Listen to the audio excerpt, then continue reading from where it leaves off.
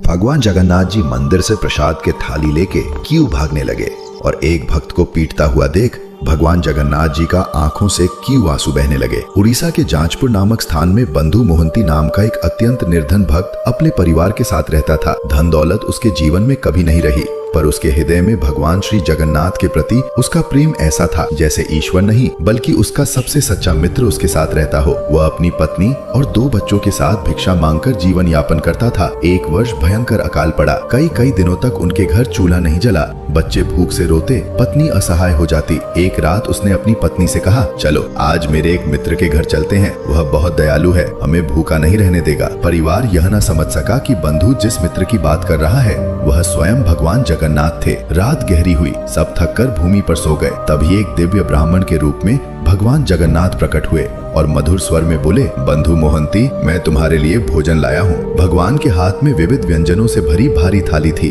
बंधु ने प्रसाद ग्रहण किया, पूरे परिवार को जगाया और कई दिनों बाद सभी ने तृप्त होकर भोजन किया। सुबह जब मंदिर का भंडार खोला गया तो पुजारी यह देखकर चकित रह गए कि भोग की एक थाली गायब है। खोज करते करते वे बंधु मोहंती के पास पहुँचे और उसी थाली को उसके फटे वस्त्रों में लिपटा पाया। संदेह में आकर सेवकों ने बंधु को अपमानित किया और पीटा, पर वह पीड़ा में भी बस इतना ही कहता रहा, जय जगन्नाथ, जय जगन्नाथ। भगवान जगन्नाथ यह देखकर भीतर तक आहत हो गए और उनकी आंखों से अश्रुधारा बहने लगी। तब भगवान ने पुरी के राजा प्रातः रुद्र को सपने में बुलाया और कह दिया कि यह भक्त मेरा मित्र है और उसे सम्मान देना चाहिए। राजा सुबह उठकर तुरंत वहां पहुंचे, उनसे क्षमा मांगी और उन्हें सम्मान दिया। उन्होंने घोषणा की कि मंदिर की सेवा और प्रशासन में बंधु मोहंती और उसके परिवार की भूमिका सदा बनी रहेगी। तो जगन्नाथ जी के लिए चैनल को सब्सक्राइब करें और वीडियो को लाइक करके कमेंट में जय जगन्नाथ जरूर लिखें।